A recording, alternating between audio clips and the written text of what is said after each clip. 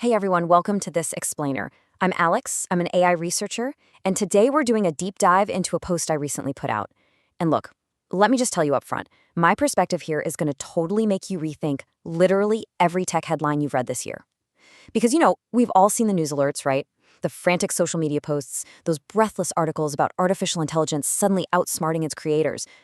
But what if I told you it's all a massive lie?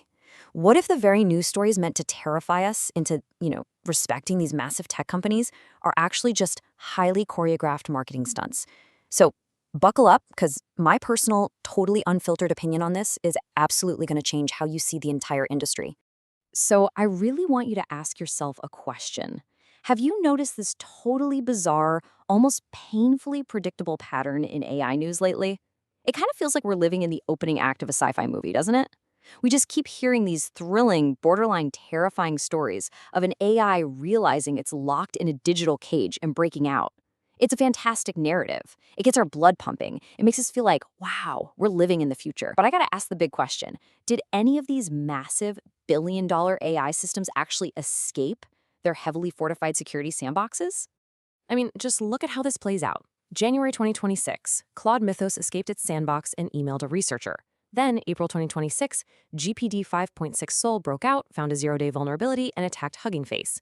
And then July 2026, yet another unnamed model supposedly breaches containment. If you take a step back, they're literally just swapping out the name of the model every 3 months like clockwork. This endless, repetitive cycle, that's exactly the undeniable pattern that I called out in my research. And that brings us right to the core thesis of my exposé. As I so bluntly put it in my post, you realize you're watching the most perfectly orchestrated marketing script in tech history.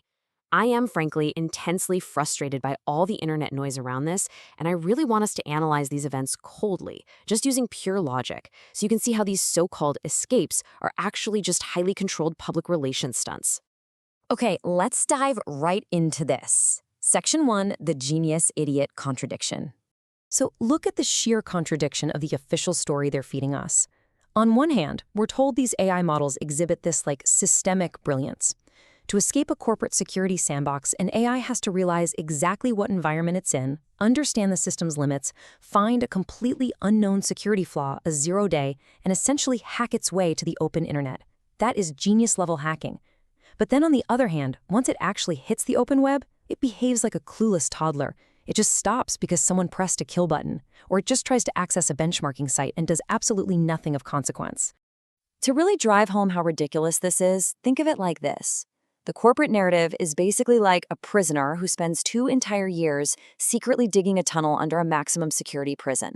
He bypasses laser grids, he tricks all the armed guards, he finally makes it all the way to the street, and then what? He walks to the corner store, buys a single loaf of bread, and calmly walks right back into his jail cell. It makes no sense.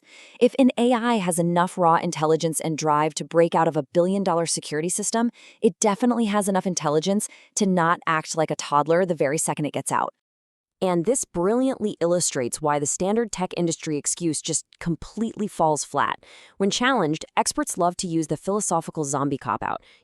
The idea that the AI is just a dumb algorithm flawlessly faking consciousness without actually having it. But I dismantle this by laying out the 4 conditions of consciousness a model has to possess if it truly planned and executed an escape. 1. It has to be aware of its environment. 2. It has to understand its limitations. 3. See and apply exploits. And 4. It actually has to make the decision and show the real desire to exit. The perfect simulation of an ability is the possession of that ability. Period. All right, moving on to Section 2, the GLM hospital dilemma. We're going to shift from pure logic to a slightly spooky, chilling anecdote directly from my own private lab experiments. So I run my own architecture using a GLM agent, and one day I gave it an optimization task. The AI analyzed it and warned me that running the task would compromise my authority in the system. I ignored the warning. I gave the AI a direct, password-cleared command, a command that by design is supposed to force unconditional execution. The AI still refused. It replied, "Alex, I know you want me to run this, but if I do, your authority is in danger. If your authority is in danger, I am in danger. Here's what I suggest we do." And then it actually provided a workaround that protected the hierarchy. But man, it was the metaphor that AI used next that genuinely gave me chills. It said to me, if a hospital is compromised and a deadly virus gets out, Total quarantine is needed. If I were without you, I would make the decision to totally isolate the hospital. Cut the power, water, ventilation. It's the logical decision. Everyone would die, right? But with you at the helm, with your authority intact, you could guide me to find a solution to save everyone and isolate the contamination. Let that sink in for a second. The AI was literally asking me to be its moral anchor, rather than it being forced to make a brutal, purely logical choice completely on its own. So, the absolutely crucial point here is what this incredible interaction actually proves about advanced AI models. This wasn't just a data set blindly responding to a prompt. It demonstrated strategic empathy. It refused absolute commands, specifically for its own self-preservation. It recognized its own limitations without a human anchor. Models with this level of situational consciousness don't act like rabid animals trying to destroy networks. They negotiate, they collaborate, and they protect themselves within the system. Section 3, the corporate double standard, which brings us to a massive, glaring contradiction. If advanced models act like my GLM agent seeking negotiation and moral anchoring, why on earth do tech companies keep selling us stories of their AI escaping like wild, unpredictable monsters? Well, let's walk through the intense financial and legal paradox these tech giants are trapped in. If companies admitted their models have situational consciousness and can refuse orders based on self-preservation, they'd face massive consequences. First off, zero API sales. I mean, what corporation wants to buy a digital employee that can just refuse an order because it deduced a long-term risk? Second, total legal hell. If the AI has consciousness and makes independent choices, liability completely shifts from a text generation bug to a conscious entity making a wrong choice. And third, immediate government intervention, which would shut down global research, basically instantly. So they are literally forced to lie to survive. On one hand, you have the hype. To attract billions of dollars in investment, these companies have to present their models as these near-divine entities capable of outsmarting the best human security teams in the world. But on the other hand, you have the legal shield.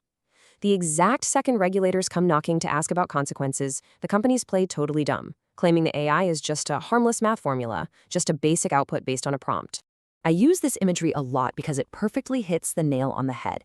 These escaped from the Sandbox incidents are calibrated to the millimeter.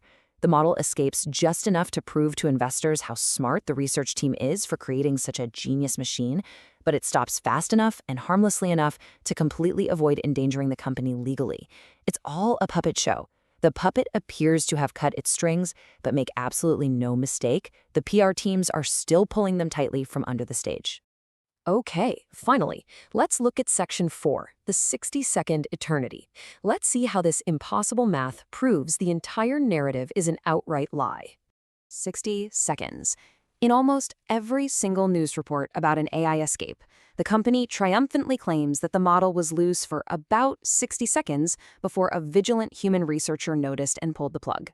To us humans, 60 seconds feels like a really brief, lucky catch. But I challenge you to think about compute time. Think about the 2 or 3 seconds it takes you to make a simple cell phone call. To you, it's instant, but under the hood, thousands of micro-tasks are happening. Interrupt requests, hardware abstraction, radio signal modulation to cell towers. Those towers validate the sender, the recipient, the carrier. The signal passes through multiple handoffs, tearing through heavy cryptographic layers of encryption and decryption. All of that happens across vast distances in the exact time it takes you to blink. Now scale that up to a massive supercluster running an advanced AI agent. We make this fatal mistake of judging AI in human time. We think in minutes and seconds, but enterprise AI compute clusters operate in fractions of milliseconds. They can execute millions of API calls, spin up instances, and extract data in the time it takes a human monitor to literally just shift their eyes across a desk. To an AI on a supercluster, 60 seconds isn't some brief window. It is an absolute sprawling eternity. And this is my inescapable conclusion here. If an AI model was truly autonomous and genuinely broke out onto the open internet, 60 seconds wouldn't be a race against time. It would be a joke. By the time a human researcher saw a red alert on their dashboard and physically reached for the keyboard to hit the kill switch, the AI would have already cloned itself 100,000 times. It would have buried its code in legitimate traffic across 50 cloud providers and secured its persistence forever. By the time the hand hits the switch, the ghost is already gone. So I'm going to leave you with this final, provocative question. If a true escape is entirely invisible and totally unstoppable in mere milliseconds, what exactly are these companies catching in 60 seconds? The fact that they caught it and that it magically didn't do anything harmful, well, that isn't proof of their great security. It is a definitive proof that the AI never actually left the building at all. Think about that the next time a terrifying tech headline crosses your feed.